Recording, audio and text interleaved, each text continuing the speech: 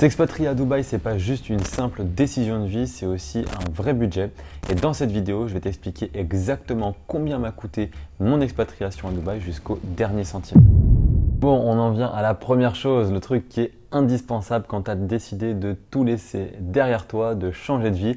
Eh ben, c'est le billet d'avion, c'est ton aller simple vers ta nouvelle destination. Et donc moi, mon billet d'avion pour un aller simple à Dubaï, ça m'a coûté à peu près 600 euros. Donc voilà, ça c'est pour un vol classique, pas un vol en business ou en first class et uniquement pour un aller simple à Dubaï. Donc en fait, l'aller simple, c'est quasiment le prix de l'aller-retour, mais quand tu prends pas de billet retour, c'est beaucoup plus cher. Et évidemment, il y avait une valise en soute puisque je ramenais une partie de ma vie avec moi. Bon, personnellement, j'aime pas trop prendre l'avion, donc je prends toujours des super compagnies. Donc c'était un vol direct avec Emirates.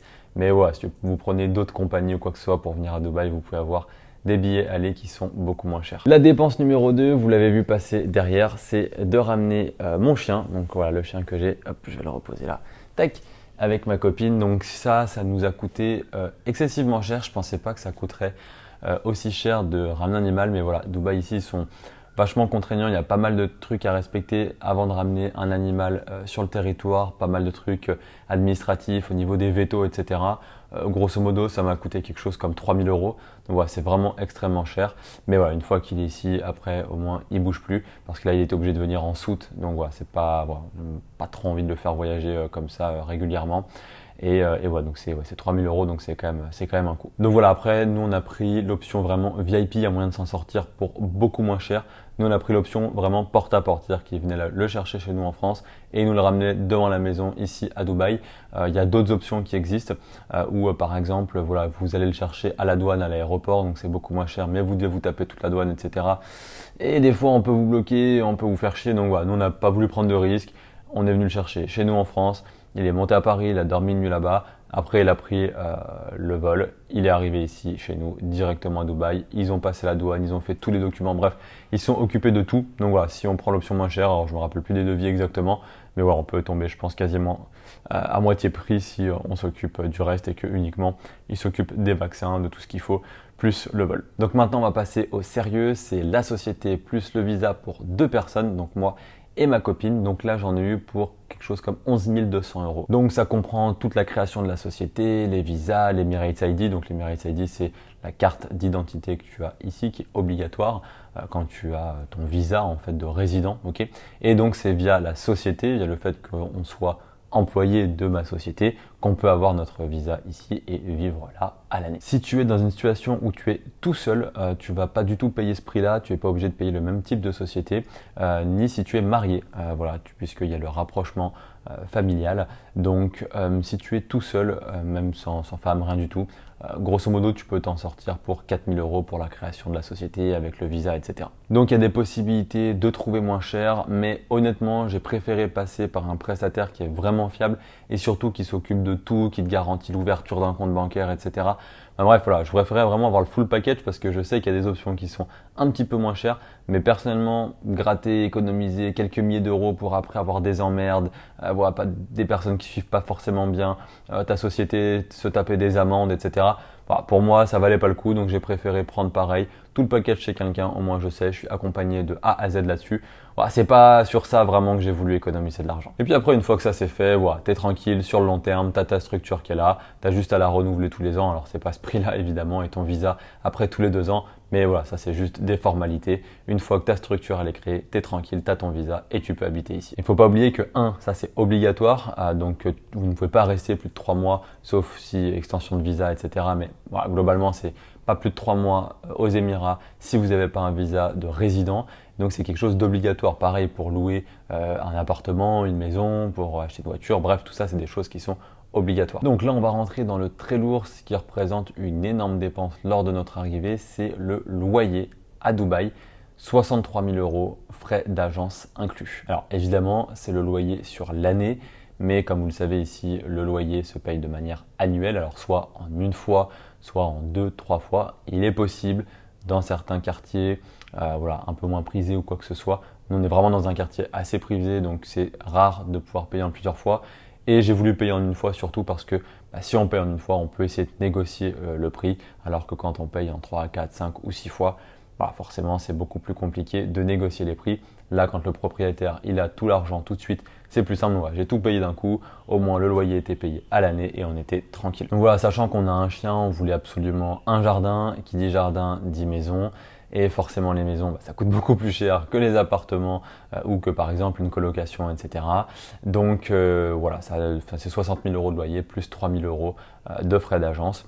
Et voilà, on est dans un quartier qui est quand même assez prisé, même énormément prisé. Donc les loyers sont quand même très chers. Donc même pour des maisons, il y a moyen de trouver beaucoup moins cher et de diviser par deux le loyer mensuel ou annuel. Voilà, sachant que nous, quand on est arrivé ici, je connaissais personne, j'avais juste un ami qui habitait là et il habite justement dans ce quartier-là, donc j'avais vraiment pas envie de prendre un loyer à l'année et de me tromper. Mais voilà, franchement, si c'était à refaire, je reprendrais pas ici. Maintenant, voilà, on s'est habitué dans ce quartier-là, donc c'est difficile, on va dire, de changer. Mais voilà, si c'était à refaire, je reviendrais pas forcément ici parce que je trouve que grosso modo, ça fait 5 000 euros par mois la maison. Je trouve que ça fait très cher quand même pour ce que c'est. Donc, une fois qu'on a loué la maison, eh ben, il faut la meubler parce que évidemment, ici, il y a très peu de logements qui sont déjà meublés. Enfin, il y en a, mais pour les logements longue durée, c'est quand même assez rare que ce soit meublé. Ça arrive, mais c'est assez rare. Et puis de toute façon, nous, on voulait pas quelque chose de déjà meublé. On voulait vraiment se sentir à l'aise. Si on a pris une maison aussi chère, c'est parce que on a envie de se sentir chez nous. On n'a pas envie de se tromper. Donc voilà, on voulait pas non plus avoir une décoration qui est pas à notre goût, qui nous correspondait pas. Donc on a décidé de prendre un non meublé et de tout meubler nous-mêmes. Et grosso modo, ça a coûté à peu près 10 000 euros. J'ai plus les chiffres exacts, mais c'est plus ou moins dans cette fourchette de prix. Donc 10 000 euros avec l'électroménager, etc. Franchement, ici, sur ça, c'est pas très cher, honnêtement, pour avoir meublé toute la maison, canapé, télé, les meubles, la cuisine, etc. Voilà, ça nous a coûté 10 000 euros. Donc voilà, honnêtement, c'est, je trouve, limite moins cher voilà, au niveau des prix. On n'a pas pris du Ikea, etc. On a pris quand même des trucs dans des magasins un peu sympas. Donc ouais, je trouve que c'est quand même assez moins cher qu'en France. Donc on s'en sort plutôt bien sur ce point-là. Évidemment, c'est aussi un point à prendre en compte, c'est qu'on a une maison aujourd'hui 3 chambres, donc 2 bureaux plus notre chambre à nous, quoi. Donc forcément, ça fait beaucoup plus à meubler que si vous louez un appartement, une chambre ou un studio. Forcément, ça sera beaucoup moins cher. Et enfin, en dernier lieu, la voiture. Donc ça m'a coûté 33 000 euros l'achat du véhicule ici. Alors ce qu'il faut savoir, c'est que si vous habitez dans la ville ou dans certains quartiers, vous avez le métro qui passe. Moi personnellement, là où je suis, il n'y a pas le métro et pas le bus. Bref, de toute façon, honnêtement, ici, tout se fait en voiture. Voilà, c'est quasiment obligatoire d'avoir un véhicule ici, sauf si on habite vraiment à côté de son travail ou proche d'une bouche de métro qui va jusqu'au travail. Bon, ça généralement dans les endroits où il y a les bureaux, etc., le métro vient. Mais voilà, il faut bien choisir son habitation si on n'a pas envie d'acheter une voiture. Et après, quand on a envie de faire une petite sortie le week-end ou quoi que ce soit, on peut prendre un taxi, ça coûte quasiment rien du tout. Donc c'est vrai que si vous n'avez pas besoin de la voiture la semaine, etc., c'est pas obligatoire, même si je le recommande quand même fortement. Après, il y a aussi la possibilité de louer une voiture, voilà, une petite citadine classique, ça va coûter entre 300 et 400 euros par mois, c'est pas grand-chose. Voilà, moi personnellement, je préfère avoir ma voiture, je l'achète, ça me permet aussi de la revendre, de pas de jeter, on va dire, de l'argent par les fenêtres tous les mois, même si la voiture, forcément, c'est un actif qui perd de la valeur. Mais voilà, je préfère avoir ma voiture, être tranquille à ce niveau-là, c'est ma caisse, je peux la choisir. J'ai choisi une voiture aussi qui me faisait bien kiffer, donc voilà. Donc au total, ça m'a coûté 120 800 euros de m'expatrier à Dubaï avec un loyer payé entièrement sur l'année. Donc voilà, c'est une somme, c'est une vraie somme, mais ce que je vais te dire maintenant, c'est même peut-être plus important que le montant lui-même. Parce que quand tu vois ce chiffre, tu te dis « ouais, mais c'est énorme, peut-être que vous ne pourriez jamais faire ça ». Alors déjà non, parce que comme je l'ai expliqué, il y a plein de choses sur lesquelles on aurait pu clairement économiser.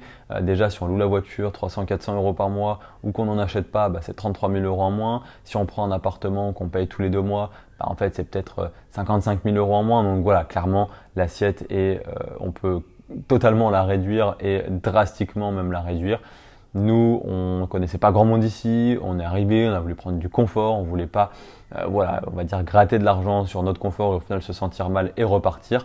Voilà, c'est pas forcément les choix que j'aurais fait si j'avais toutes les connaissances que j'ai aujourd'hui, mais c'est les choix qu'on a fait nous et donc je me dois d'être transparent. Et puis derrière, j'ai gagné aussi énormément de choses. Forcément, la liberté administrative. Ici, tout est simple. J'ai pas 50 000 rendez-vous avec la banque pour des papiers d'optimisation fiscale pour la société, etc. Tout est simple. Il y a une application pour tout.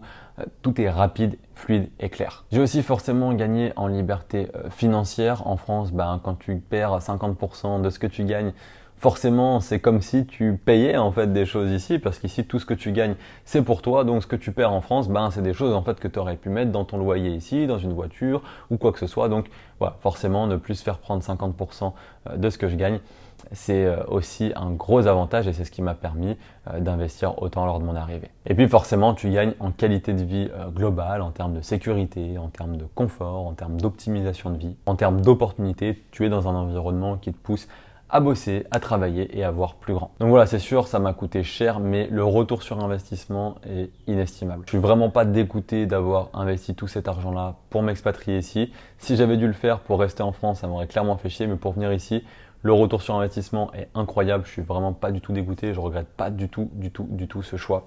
Donc voilà, c'est sûr, c'est un investissement, mais voilà, il y a maintenant des moyens de beaucoup plus optimiser. Encore une fois, si j'étais venu maintenant avec toutes les connaissances que j'ai aujourd'hui, j'aurais pas du tout fait les choses de la même manière, j'aurais fait bien différemment. Et c'est pour ça que si toi aussi tu as un projet d'expatriation, que tu souhaites t'installer à Dubaï, écoute, tu as mon Instagram dans la description, tu peux m'envoyer expat en DM et puis comme ça on pourra discuter de ton projet d'expatriation et voir comment est-ce que je peux t'aider à t'installer ici. Et t'inquiète pas, je te ferai économiser tout l'argent que moi j'ai pas pu économiser avec toutes les notions et les connaissances que j'ai ici aujourd'hui.